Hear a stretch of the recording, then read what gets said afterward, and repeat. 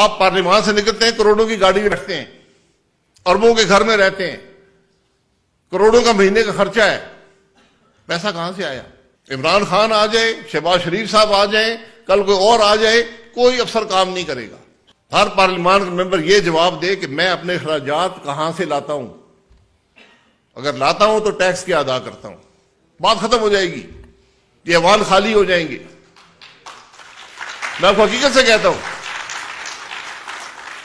मैंने गाड़ी खरीदी है, कहां से पैसे लाया हूं? मैं लाखों रुपए की बिजली का बिल देता हूं, लाखों रुपए की गैस का बिल देता हूं, मैं बाहर सफर करता हूं, उम्रे पे जाता हूं हर चौथे महीने। ये पैसे कहां से आए?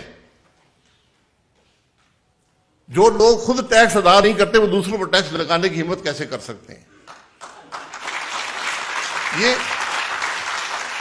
और वाहिद मुल्क दुनिया का जिसने कैटेगरी बनाई नॉन फाइलर,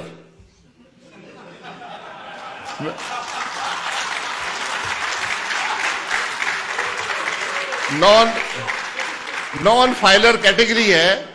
वो आदमी कहता है यार मैं आपका कानून नहीं मानता हूं, मैं बिल्कुल आपके कानून पे कोई यकीन ही नहीं रखता हूं, नहीं दूंगा टैक्स, जो मर्जी कर लो। हम कहते हैं तुम नॉन फाइलर बन जाओ, और जब गाड़ी लोगे तो 10,000 रुपये फालतू दे देना।